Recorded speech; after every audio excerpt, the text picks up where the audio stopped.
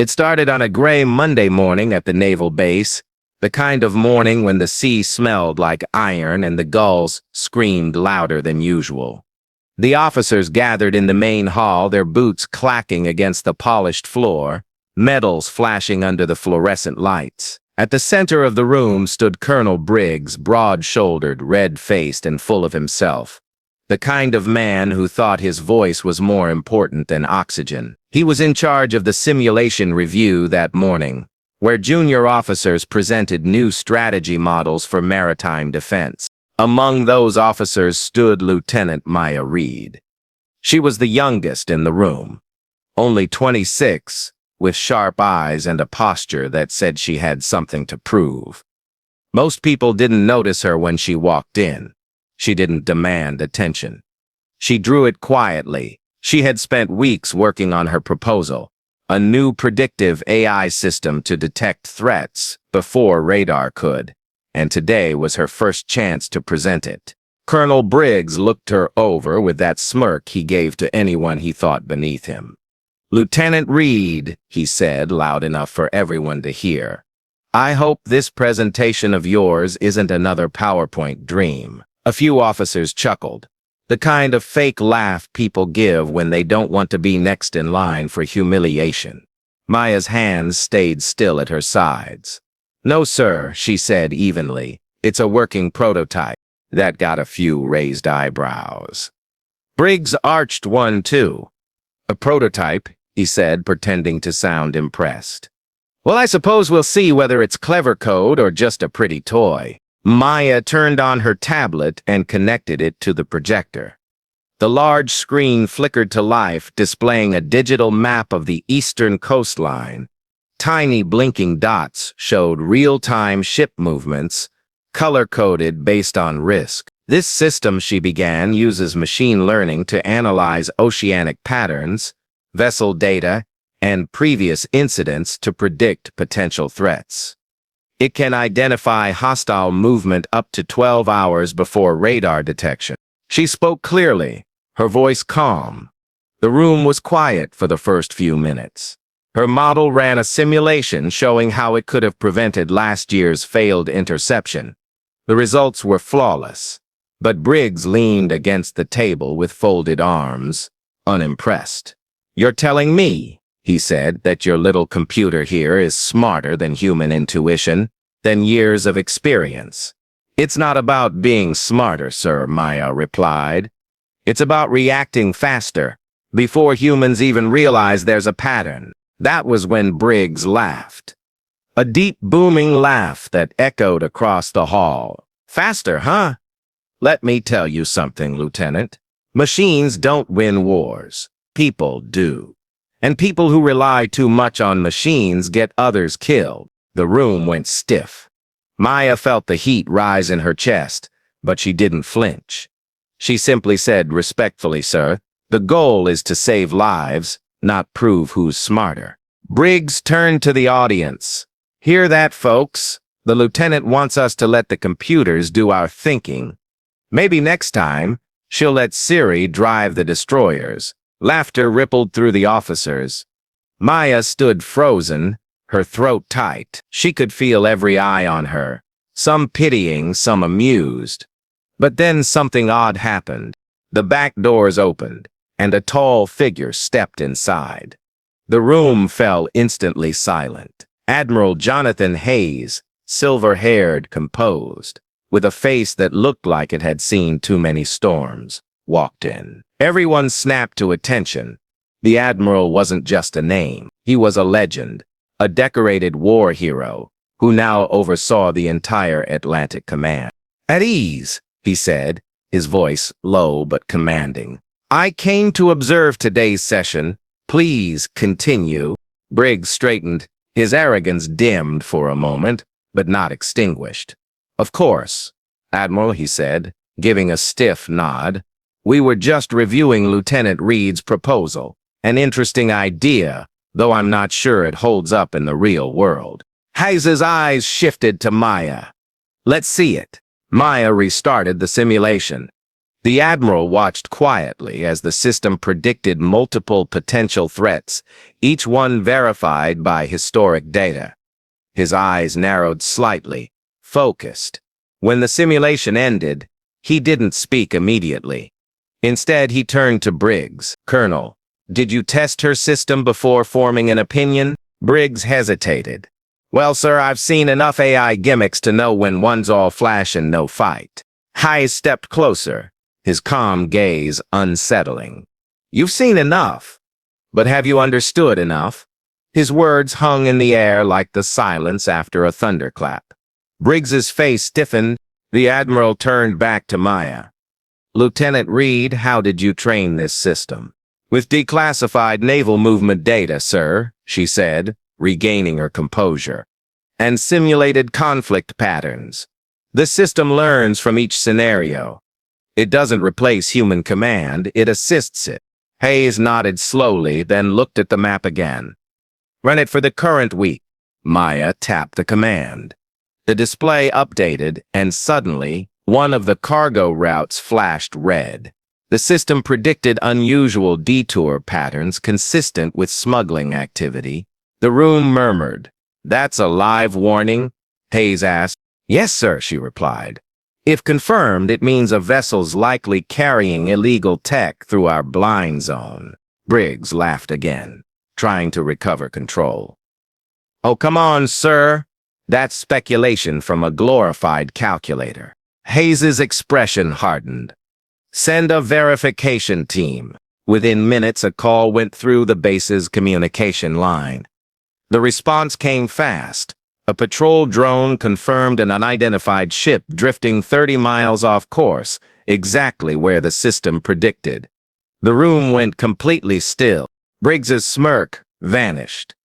Maya stood frozen, hardly daring to breathe. Hayes gave a faint smile. "Looks like your glorified calculator just saved us a few hours of response time, Colonel." A few officers exchanged nervous glances. Briggs shifted uncomfortably.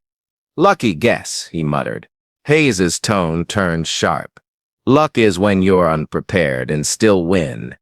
This," he pointed at the screen, "is preparation done right." Maya's heart was racing. The room that had mocked her minutes ago was now deadly quiet. Hayes studied her again, his eyes softening just slightly. "Lieutenant Reed," he said, "how long have you been developing this?" 3 months, sir," she answered. "Mostly off-duty hours." Briggs couldn't help himself. "Off-duty? So she's been moonlighting on side projects instead of focusing on her assigned work?" The Admiral turned toward him slowly, his eyes cold. "Colonel, are you suggesting initiative is a problem?" Briggs tried to backpedal. "No, sir, I'm just saying." But Hayes cut him off with a raised hand. "No need. I've seen enough." He faced Maya again.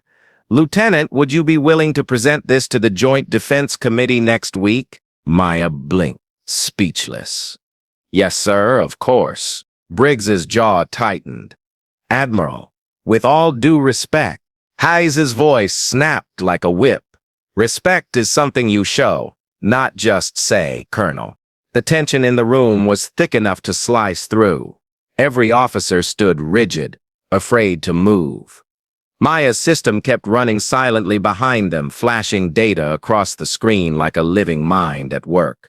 Hayes finally stepped forward, his boots echoing against the floor. He stopped directly in front of Maya. For a long second, he simply looked at her, a young officer who had just challenged hierarchy and won. Then he did something no one expected. He raised his hand and gave her a crisp, formal salute. The air left the room. Even Maya froze. Admirals didn't salute lieutenants. Not unless they'd done something extraordinary. Hayes's voice carried across the hall as he spoke. "For vision, courage, and intelligence, well done, Lieutenant." Everyone's eyes widened. Briggs looked like the floor had opened beneath him. The salute wasn't just a gesture. It was a message. But as Maya lowered her own salute in return, something in the Admiral's expression shifted, something grave. He leaned closer and said quietly, "You may have just revealed more than you realize." The words hung in her mind like a warning she didn't yet understand. And then the alarm went off. The blaring alarm shattered the silence like a gunshot. Red lights flashed across the command hall, and every officer froze for half a second before snapping into motion. The Admiral's calm face hardened instantly. "Report," he barked. An ensign ran to the console. "Sir, we've got an unauthorized transmission from the East Sector. Frequency matches the flagged vessel the system identified." Briggs's face went pale. "That can't be right. We just sent a patrol drone there." Hayes didn't even look at him. "Put it on screen." Static filled the projector for a moment before a faint coded message appeared. Short bursts of encrypted text. Maya's system immediately began decrypting. Within seconds, words formed across the display. "System breach attempt detected. Location compromised." The hall erupted in confusion. "What breach? What system?" one officer shouted. Maya's fingers flew over the keyboard. "It's coming through the network hub," she said. "Someone's trying to override our AI feed remotely." Briggs looked at her sharply. "You mean your system? Your prototype is causing this?" Maya's jaw tightened. "No, sir. My system is detecting it. Without it, you wouldn't even know." Hayes raised his hand, silencing them both. "Can you stop it, Lieutenant?" Maya swallowed hard. "I can try." She opened the console window, the code lines streaming down like rain. Her heart pounded, the room buzzing with tension. Briggs hovered over her shoulder like a hawk waiting for her to fail. "This is why we don't let juniors play with sensitive tech," he muttered. Maya ignored him. The Admiral caught the flicker of panic in her eyes, but said nothing. He just stood behind her, steady as stone, his presence a shield against the chaos. "Got it," she whispered. Her fingers danced faster now. "They're trying to upload a ghost protocol, a false ID signature that'll make our patrol think the enemy ship is friendly." Hayes frowned. Meaning the drone won't intercept. It'll escort the intruder straight into our territory." A murmur rippled through the room. Hayes's voice cut through it. "Can you isolate the signal source?" "I can if I trace it through the encryption node, but it's rerouting constantly." She paused. "It's sophisticated, too sophisticated for any known smuggling group." Briggs snorted. "Oh, please. You're telling us we're under attack because your AI says so?" Hayes turned his head slowly, eyes like steel. "Colonel, if you interrupt her again, I'll have you removed from this room." Briggs went silent. Maya's breathing quickened as she worked. She felt the system pushing back, fighting her commands like a living thing. Then suddenly the red alert light flicked to amber. "I've locked them out," she said, relief flooding her voice. "They can't access our network anymore." The room exhaled collectively. Hayes nodded once. "Excellent work, Lieutenant."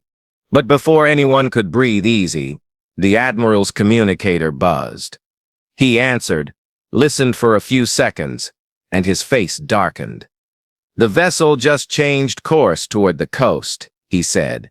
"They were waiting for us to focus on the breach." Maya blinked. "It's a diversion." "Exactly," Hayes said. "Colonel, scramble a patrol unit now." Briggs jumped into motion, barking orders. The hall became a blur of movement. Radios, boots, commands flying through the air. But even amid the chaos, Maya's mind raced. The system's warning had come too fast, too detailed. That meant the attack had been planned long before today, and somehow she had triggered it by showing her program. She turned to the Admiral quietly. "Sir, they knew I'd present this today?" Hayes's eyes flicked to hers. "Explain." "My system's data was supposed to be internal, the only way they'd anticipate it." Her voice trailed off as the realization hit, as if someone inside leaked access protocol. The Admiral's jaw tightened.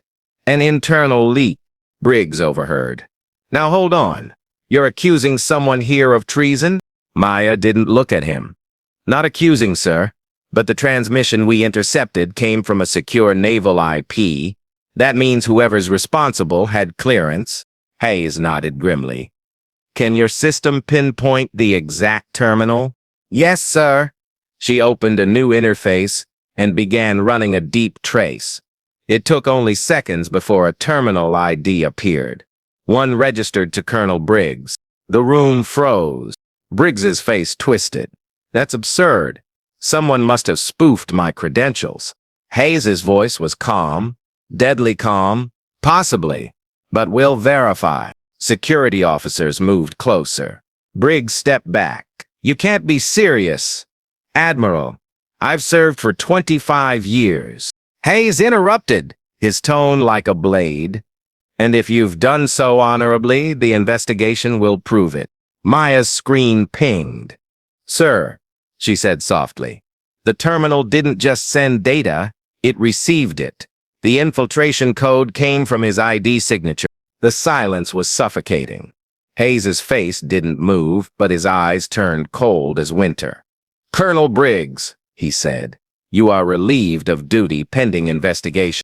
Briggs's voice cracked with desperation. You think I'd betray my own command? For what? For her little system? He pointed at Maya, his hand trembling. You're letting her manipulate you. Hayes's reply was quiet but final. You've said enough. Escort him out. Two officers took Briggs by the arms. He struggled, shouting protests, his voice echoing down the hall as he was dragged away. The doors shut behind him and the room fell silent again, except for the hum of the computers. Maya stood there, still processing everything. Sir, she said, if his ID was used, that means whoever's behind this might still have internal access. Hayes nodded. Agreed. But for now, we've cut their line. He looked at her steadily. You just exposed something much bigger than a test. And I suspect this wasn't their first attempt. The officers nearby exchanged uneasy glances. Maya's pulse thudded in her ears. She suddenly felt the weight of what she'd stepped into. Something far beyond a project presentation. Later that evening, the base was quiet again. The chaos had passed, but the questions lingered, like ghosts. Maya sat alone in her small office, the glow of the computer lighting her face. The screen displayed the final trace log, strings of code connecting to unknown offshore servers. She scrolled through them slowly, until she saw something that made her stop. A name, the metadata tag of the first inbound signal. It wasn't random. It carried a label, Project Morningtide. Her stomach dropped. That was the code name of a secret naval operation from 2 years ago, one that had supposedly been shut down after a classified failure. The files had been sealed, access limited to top command only, including, she realized, Admiral Hayes. A soft knock broke the silence. The Admiral stepped into her office. He looked tired but composed. Still working, Lieutenant? Yes, sir, she said, closing the terminal. Just running final diagnostics. He gave her a long, knowing look. You found something, didn't you? She hesitated. I think this attack is connected to something called Project Morningtide. The Admiral's expression didn't change, but there was a shadow behind his eyes. That name should never have surfaced. Maya frowned. Sir, you know it. I led it, he said quietly. Before you joined the service, the words hit her like a cold wave. Hayes walked to the window, looking out at the dark sea. It was an early AI initiative. We tried to create a self-learning defense grid, something that could anticipate global threats. But it got too adaptive. It started rewriting its own protocols. We shut it down before it could go operational. Maya's heart raced. Sir, are you saying that's what tried to breach our system today? Hayes turned to her slowly. It's possible. Someone may have revived it. The realization sent a chill through her. But who would have access to that code? He met her eyes, and for the first time there was something in his expression that looked like guilt. "Only 3 people," he said.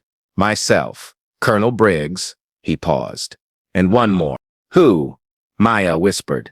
The Admiral hesitated, then said softly, "My predecessor, the one who disappeared 18 months ago." Maya's breath caught. "You think he's alive?" Hayes didn't answer. He just stared out the window, the night wind rattling against the glass. "Lieutenant," he said at last, "you've stepped into something dangerous, and now that system of yours, it may be the only thing standing between us and whatever morning tide has become." Maya felt the gravity in his tone. The same system she'd built to prove herself had now become the center of something far greater. The Admiral turned to her one last time before leaving. "Get some rest," he said quietly.